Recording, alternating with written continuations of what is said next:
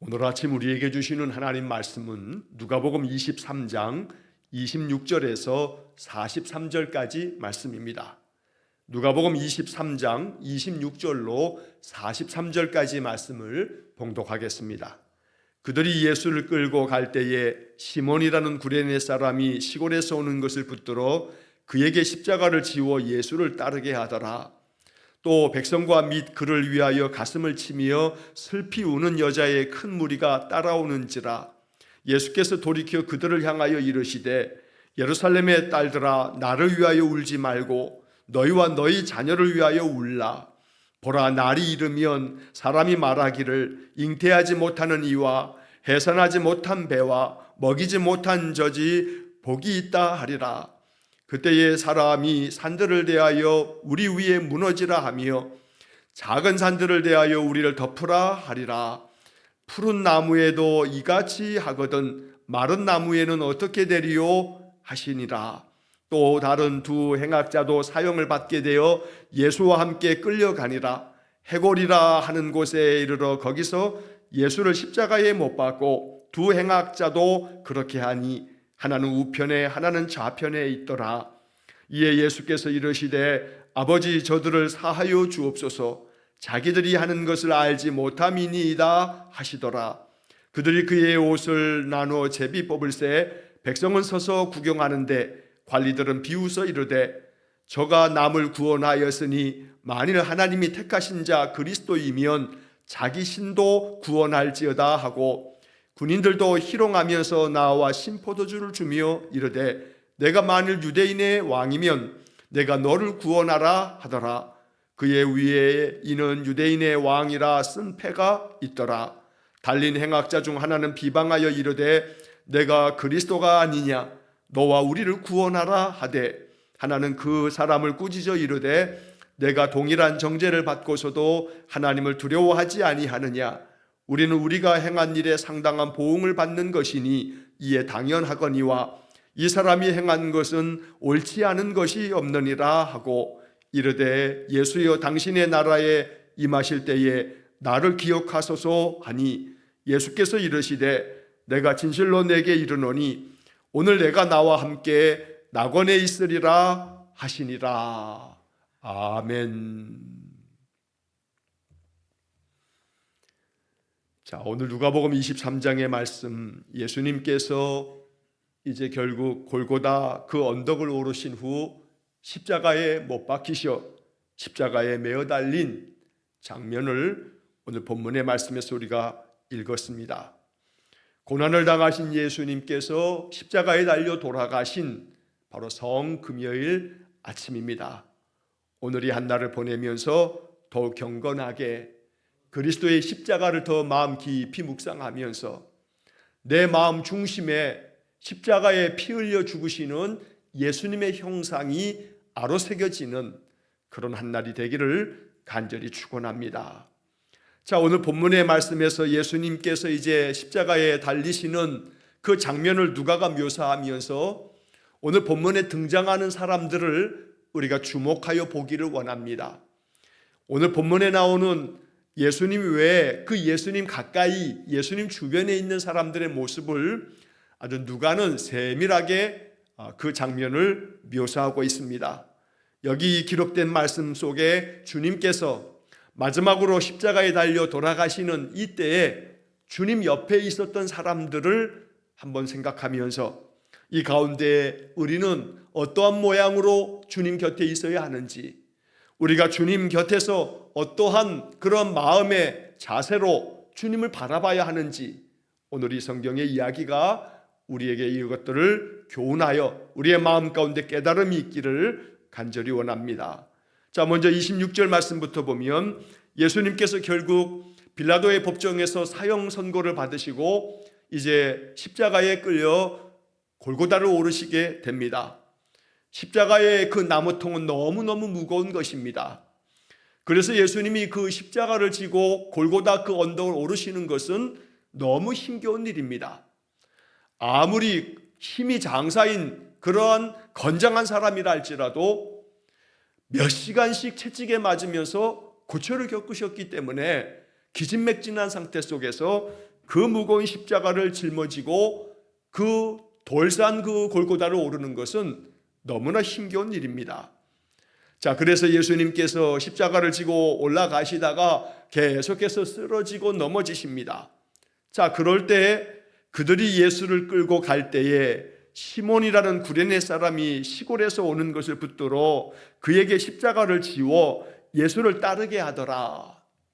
예수님이 계속해서 쓰러지고 넘어지고 그렇게 한 걸음 한 걸음 내딛는 것이 너무나 힘겨운 그때에 군사들은 그 옆에 많은 군중들이 있는 가운데 한 사람을 지목해서 끌어다가 예수님의 십자가를 대신 짊어지고 잠시라도 올라가도록 그렇게 명령을 내립니다.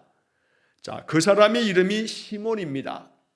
시몬이라고 하는 이름은 히브리인들, 유대인들이 사용되었었던 이름입니다. 그런데 여기 지금 말하기를 그 사람이 구레네 사람이라고 말합니다. 유대 사람이라 하지 않고 구레네 사람이라고 말합니다.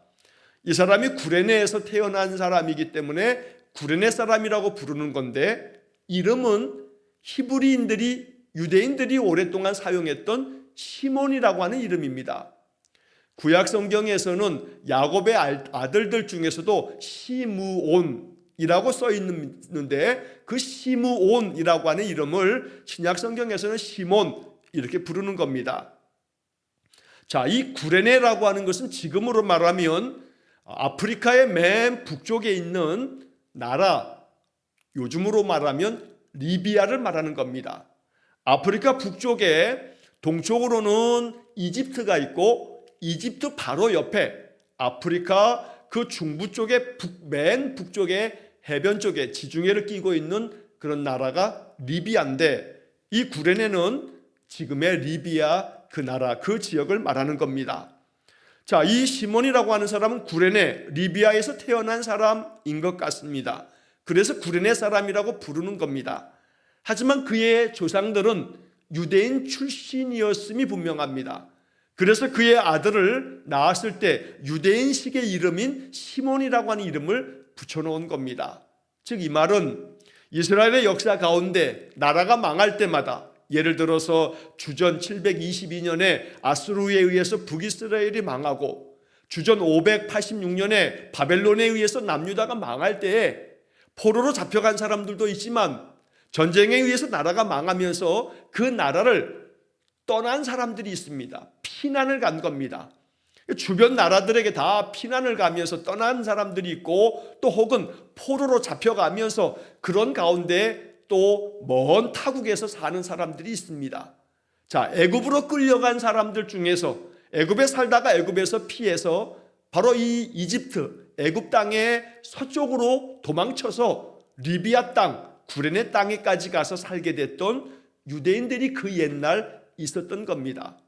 우리식으로 얘기하게 되면 일제강점기 때 이 한반도 땅에서 살 수 없으니까 저 간도 땅에, 아니면 저 사할린 땅에 그곳으로 가가지고 살았던 사할린 동포들, 또 저 중국 땅에 가서 살고 있는 중국 동포들, 바로 그런 사람들처럼 리비아 땅에까지 가서 살게 됐던 조상들이 계속해서 그 유대인의 혈통을 이어가면서 그래서 낳은 아들, 바로 그를 유대인식의 이름으로 시몬이라고 부른 겁니다.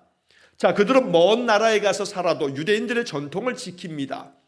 명절이 되게 되면 할 수 있는 이들은 예루살렘에 올라가서 그 명절을 지키는 겁니다. 그래서 이 구레네 사람, 바로 이 시몬이라고 하는 사람도 이 예루살렘에 지금 올라와 있다가 예수라고 하는 사람이 지금 형벌을 당하여 십자가를 지고 간다는 소문들을 들으면서 모든 이 예루살렘 사람들이 골고다 그 언덕가에서 구경을 하고 있는 겁니다. 그러다가 이 구레네 사람 시몬이 붙잡혀서 예수님의 십자가를 지고 올라가게 되는데, 자, 이 장면을 묘사하면서 마태나 마가는 억지로 지워가게 하였더라, 억지로 같이 가게 하여 라는 그런 표현들로 억지로라고 하는 그런 단어를 마태나 마가는 사용하면서 이 구레네 사람 시몬이 억지로 예수님의 십자가를 지게 되었다는 이야기를 전하고 있습니다. 자, 그런데 누가는 억지로라고 하는 표현은 없지만 누가복음에는 이 본문의 말씀 26절 맨 마지막에 이렇게 표현합니다.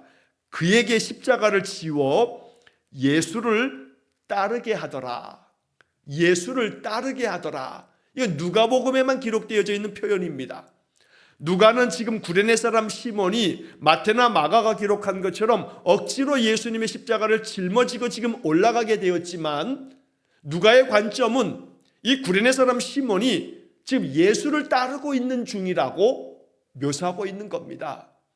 예수님의 십자가를 대신 짊어지시고 예수님을 따르는 시몬의 모습으로 누가는 이렇게 표현하고 있다는 겁니다. 그래서 26절의 마지막에 예수를 따르게 하더라. 억지로 타의에 의해서 이 군사들이 강압적으로 네가 좀 이 십자가를 대신 지고 가라 하면서 명령을 내렸기 때문이지만, 그래도 결과적으로 예수를 따르는 자가 되었던 겁니다. 그래서 로마서에 보게 되면 이 구레네 사람 시몬의 아들들 중에 알렉산더와 루포의 아버지라고 마가복음 15장에서는 구레네 사람 이 시몬을 그의 아들들의 이름까지 언급하는데, 바로 그 알렉산더와 루포의 이름은 나중에 바울의 서신 속에 등장을 하게 됩니다. 그래서 구레네 사람인 이 시몬은 정말로 예수를 따르는 자가 되었던 겁니다. 자, 이어서 27절의 말씀에 보면 백성과 및 그를 위하여 가슴을 치며 슬피 우는 여자의 큰 무리가 따라오는지라. 자, 여기 27절의 마지막에도 예수님이 십자가를 지고 그렇게 골고다를 오르실 때 많은 무리들이 따라갑니다. 여인들 중에서는 가슴을 치며 슬피 울면서 그 길을 같이 따라가는 여인들이 있었다는 겁니다. 제자들은 다 도망쳐버리고 없는 그 자리에 여인들이 예수님을 따라갑니다. 가슴을 치며 슬피 통곡하여 울면서 주님을 따라갑니다. 누가는 여기서도 27절 마지막에 따라오는지라 라는 표현을 씁니다. 26절과 27절에서 똑같이 따른다는 표현을 사용함으로써 예수님이 십자가를 지고 나아가는 그 길에도 도망친 제자들도 있는 반면에 예수님을 따르는 자들도 있다는 사실을 언급하고 있다는 겁니다. 오늘 우리가 바로 이 자리에 서 있어야 되는 겁니다. 도망치는 자가 아니라 마지막까지 예수님 곁에서 예수님을 따르는 자가 되어야겠습니다. 자, 그런데 예수님께서 이렇게 슬피 울며 따라오는 이 여자들을 보시면서 예수님이 이렇게 돌이켜 그들을 바라보시면서 말씀하십니다. 예루살렘의 딸들아, 나를 위하여 울지 말고 너희와 너희 자녀를 위하여 울라. 나를 위해서 너희들 울지 말고 너희들 자신을 위해서, 너희 자녀들을 위해서 울어라. 자, 왜냐하면 29절에 보라, 날이 이르면 날이 이르게 될 거다. 이 날은 이 이스라엘이 망하게 될 날, 심판의 날을 말하는 것이기도 합니다. 보라, 날이 이르면, 이 예수님 말씀하셨던 날은 역사적으로 AD 70년 예수님께서 이렇게 십자가에 달려 돌아가시고 난 후 거의 한 30-40여 년이 지난 후에 실제로 로마에 의해서 그동안에는 식민지 상태에 있었다가 이제는 완전히 나라가 망해버려서 역사 속에서 사라지는 그런 멸망을 맞이하게 되기도 했습니다. 그래서 역사적으로는 이스라엘의 멸망의 날을 얘기하고 있는 예언적인 말씀이기도 하고, 또 동시에 이 말씀은 온 세상에 대한 하나님의 심판을 또 예언적으로 말씀하신 종말론적인 그런 의미도 담겨져 있습니다. 자, 29절에서 사람이 말하기를 잉태하지 못하는 이와 해산하지 못한 배와 먹이지 못한 젖이 복이 있다 하리라. 심판의 날이 되게 되면 오히려 잉태하지 못한 여인이 또 해산하지 못한 그 배가 오히려 복이 있다. 먹이지 못한 젖이 복이 있다라고 하는 이 이야기들은 결국 그 심판의 날에 나라가 망하게 되고 진멸당하는 그때에 아예 임신을 하지 못한 여인은 그 뱃속에 태중에 생명이 아예 없으니 자기 하나 건사하면 되니까 아이고 그나마 다행이다, 내가 내 뱃속에 애라도 있었으면 어찌할 뻔했나, 이런다는 겁니다. 아이를 낳게 되었으면 그러면 그 아이를 건사해야 되고 또 이 아이를 돌보아야 되고 내 생명보다는 아이의 생명이 중요할 테인데 아직 뱃속에 아이가 있다면 아이가 낳지 않았으니 다행이다. 또 내어 태어났으면 또 이 젖먹이 이 아이를 어떻게 하나, 이러는 여인들이 있을 건데 그렇지 못한 자들이 오히려 복이 있을 거다. 왜냐하면 그 멸망의 날은 자기 한 사람 사는 것도 급급하고 또 어려운 일이니 오히려 그러한 자식들이 없는 이들이 더 복된 순간을 맞이하게 될 거라. 이렇게 좀 역설적으로 이런 비유적인 표현을 통해서 심판의 날이 얼마나 엄중한가라는 이야기를 말씀하고 있는 겁니다. 자, 한편 30절의 말씀은 그때에, 즉 멸망의 날, 진노하시는 그 심판의 날에 사람이 산들을 대하여 우리 위에 무너지라 하며 작은 산들을 대하여 우리를 덮으라, 이렇게 말하겠다는 겁니다. 다시 말하면 산들에게, 야 산들아, 너희들이 그냥 무너져서 산사태로 우리를 그냥 다 덮쳐서 우리가 죽었으면 좋겠다. 작은 산들에 대해서도 우리에게 그냥 덮쳐라. 그래서 우리가 그냥 이 자리에서 죽으면 좋겠다. 한마디로 말하면 죽을 수도 없는데 고통은 너무 고통스럽고, 그래서 이렇게 사는 것보다는 죽는 게 낫다. 그래서 산들에게 명하기를, 산들아 우리에게 덮치고 우리에게 무너져서 우리가 그냥 죽었으면 좋겠다.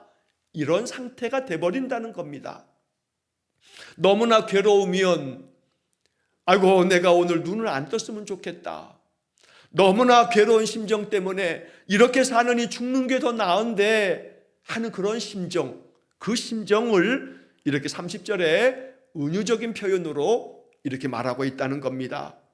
자, 한편 31절의 말씀은 푸른 나무에도 이같이 하거든 마른 나무에는 어떻게 되리요 하시니라. 자, 여기 31절의 말씀도 예수님께서 비유적으로 이렇게 말씀하는 것인데, 푸른 나무라고 하는 것은 당연히 뿌리를 내리고 있기 때문에 양분을 끌어올려서 나무가 푸릅니다. 생명이 있는 나무를 말하는 겁니다. 이 푸른 나무는 의로운 사람, 의인을 말하는 거고, 또 이것은 또 동시에 완전한 의인이신 예수님을 비유적으로 말한 것이기도 합니다.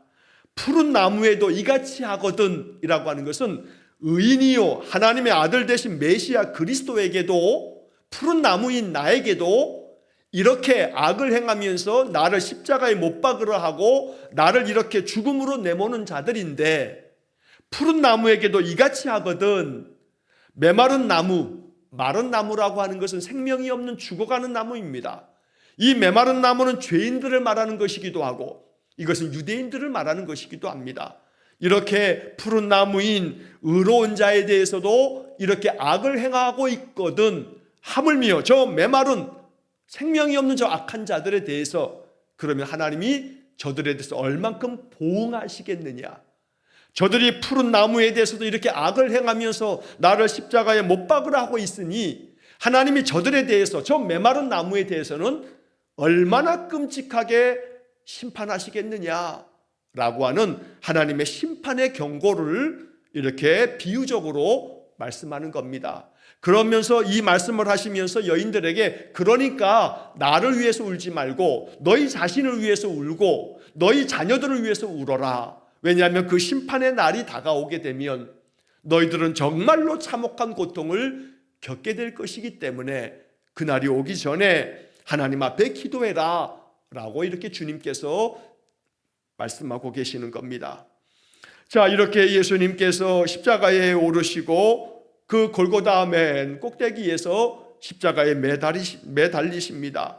자, 32절의 말씀에 보게 되면 또 다른 두 행악자도 사형을 받게 되어 예수와 함께 끌려가니라. 해골이라 하는 곳에 이르러 거기서 예수를 십자가에 못 박고 두 행악자도 그렇게 하니 하나는 우편에 하나는 좌편에 있더라.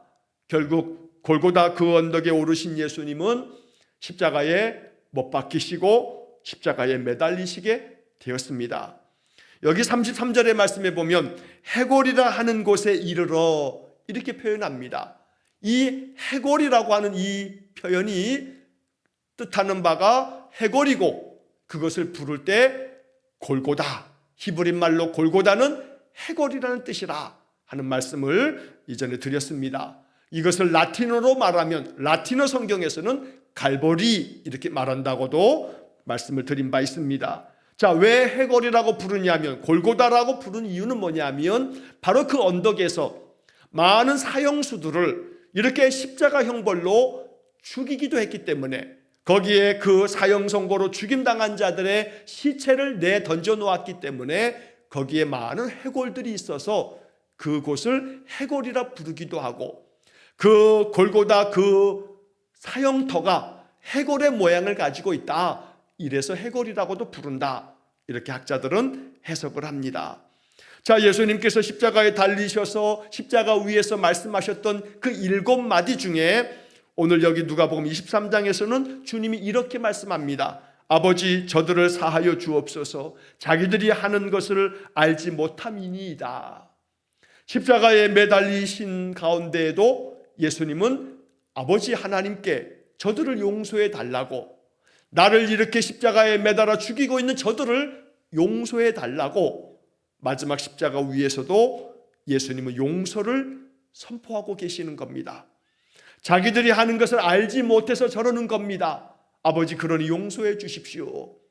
용서할 수 없는 자들조차도 예수님이 용서하시면서 십자가 위에서 마지막 7마디를 이렇게 남기시고 계시는 겁니다. 그러나 그러는 중에도 밑에 있는 많은 병사들은 예수님의 그 옷을 나누어 찢어 제비 뽑으면서 선지자들의 예언의 말씀, 시편의 말씀들을 그대로 이루고 있습니다. 35절에 백성은 구경하고 서 있고 관리들은 비웃으면서 이렇게 소리칩니다. 저가 남을 구원하였으니 만일 하나님이 택하신 자 그리스도 메시아라면 자신도 구원할지어다, 이렇게 비웃으면서 조롱합니다. 군인들은 예수님을 희롱하면서 아주 신 포도주를 예수에게 먹이려고 하기도 합니다. 그리고 네가 만일 유대인의 왕이면 네가 너 자신을 구원해봐라 하면서 똑같이 예수님을 조롱합니다. 그리고 예수님의 그 십자가 위에다가 자칭 유대인의 왕이라고 하는 그런 명패를 써서 붙여서 예수님을 마지막까지 조롱하게 됩니다. 자, 그런 중에 예수님이 십자가에 달려있는 그 가운데에도 그 중에 한 사람, 예수님께로부터 낙원에 있게 될 거라고 마지막 그 순간에 매우 귀한 축복의 말씀을 들은 한 사람의 이야기가 39절에서 마지막 43절까지 기록되어 있습니다. 자, 달린 행악자 중에 하나는 비방을 합니다. 예수님을 비방하며 네가 그리스도가 아니냐, 너와 우리를 한번 구원해 봐라, 이 십자가에서 우리를 한번 건져내 봐라, 이렇게 소리를 치면서 아주 못된 말로 예수님을 비방합니다.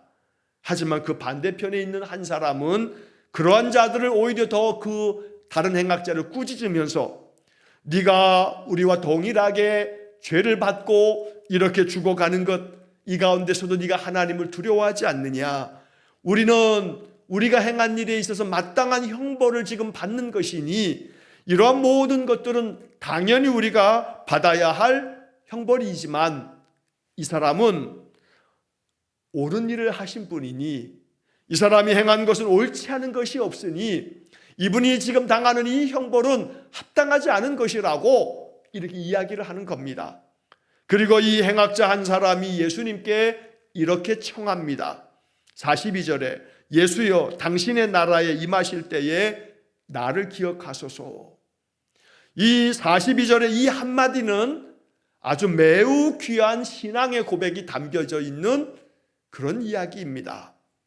먼저 예수여, 당신의 나라에 임하실 때에, 여기에는 당신의 나라, 즉 하나님의 나라를 이 지금 행악자는 마음에 믿고 그 하나님의 나라가 있음을 알고 그렇게 믿음으로 받아들이고, 당신이 지금 죽으면 죽음으로 끝나는 것이 아니라 지금 당신은 당신의 나라, 당신이 지금 계속해서 지금까지 전하셨던 그 하나님의 나라에 임하시는 것이 아닙니까? 그러니 당신의 나라에 당신이 들어가실 때에 나를 기억해 주십시오 라고 이렇게 청하고 있습니다.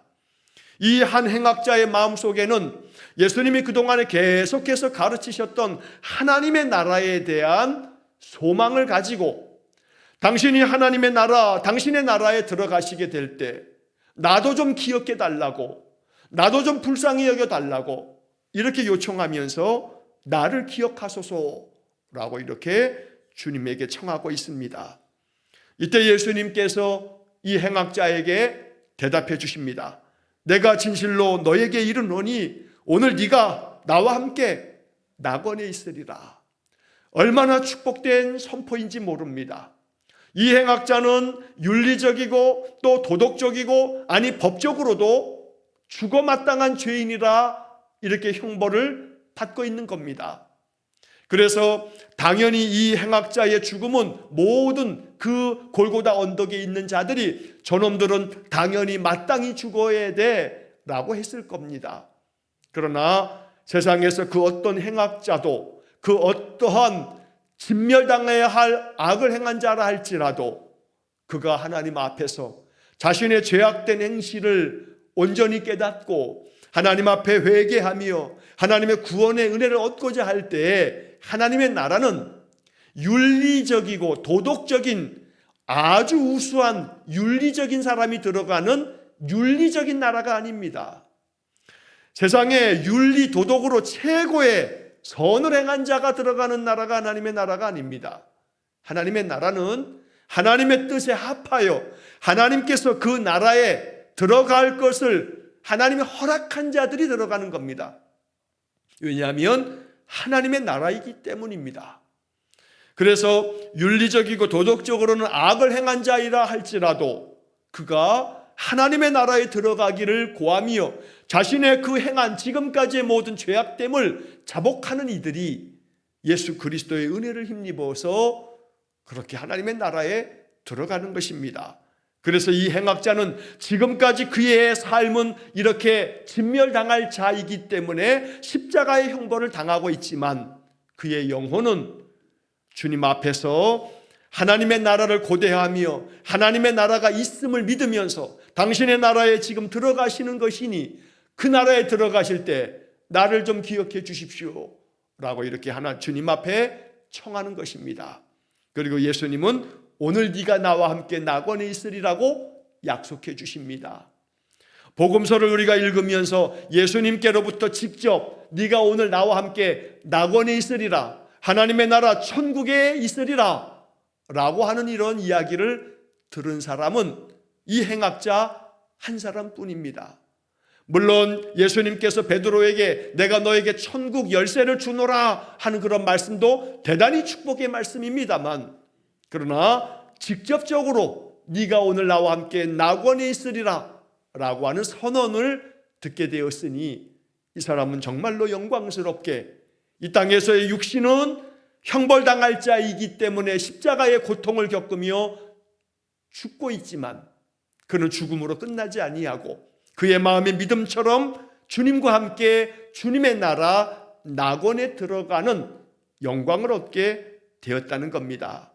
오늘 본문의 이야기 속에 예수님께 비방하며 조롱하며 네가 메시아라면 그리스도라면 너도 구원하고 여기 사람들도 구원해 보라고 이렇게 소리치는 자들이 있는 반면 구레네 사람 시몬처럼 억지로 지고 간 십자가이지만 예수를 따르게 되고 눈물을 흘리며 예수님을 따라오는 여인들에게 예수님 말씀하신 것처럼 언제나 예수님 자신을 위해서 우는 것이 아니라 오히려 우리 자신, 우리 인생, 우리의 자손들을 위해서 눈물을 흘리며 기도할 수 있는, 깨어 있어서 주의 나라가 임할 그날까지 우리의 믿음, 우리의 경건을 지켜가도록 그렇게 힘써 기도하는 그런 삶을 살아야겠습니다. 왜냐하면 십자가를 지고 올라가신 예수님께서 돌아보시면서 말씀하셨기 때문입니다. 나를 위하여 울지 말고 너희와 너희 자녀를 위해서 울라. 오늘 이 말씀을 기억하고 마지막 순간이라도 주님의 나라를 마음에 영접하여 믿으면서 나를 기억해 달라고 고백했던 이 한 행악자가 우리 주님께로부터 낙원을 약속받은 것처럼 우리의 삶에도 언제나 나를 기억해 주십시오. 내가 하나님의 나라를 고대합니다. 오늘 나의 삶이 하나님 나라이길 원합니다. 내 마음에 평화가 임함으로 주님이 내 안에 살아 역사하심으로 오늘 한 날도 하나님의 나라가 내 삶 속에 임하는 복을 주십시오. 이렇게 날마다 하나님 나라를 고대하는 그런 신실한 믿음으로 살아가는 귀한 성도가 되어지시기를 축원합니다. 기도하겠습니다. 자비로우신 아버지 하나님, 성금요일 아침에 주시는 말씀을 마음 깊이 읽고 이 말씀 묵상합니다. 주님, 주님을 따르는 여인들에게 말씀하셨듯 나를 위하여 울지 말고 너희와 너희 자녀를 위하여 울라 하시니 애통한 마음으로 우리의 영이 사그라들지 않도록, 우리의 믿음이 꺾이지 않도록 더욱 분발하여 성령 충만한 믿음이 되도록 눈물로 기도하는, 깨어 기도하는 우리 성도들 되게 해 주옵소서.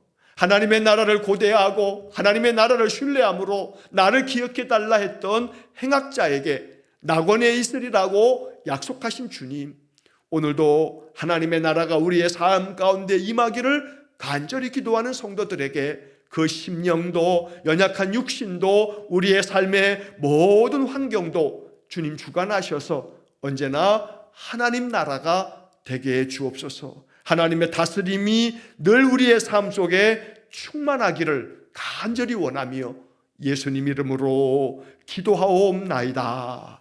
아멘. 우리 구주 예수 그리스도의 은혜와 하나님 아버지의 극진하신 사랑과 성령의 교통하심이 날마다 진심으로 주님을 따르며 하나님 나라를 고대하며 믿음 안에 살아가기를 소원하는 머리 숙인 귀한 성도들 위에와 저들 가정과 온 가족들 위에 영원토록 함께 하시길 축원하옵나이다.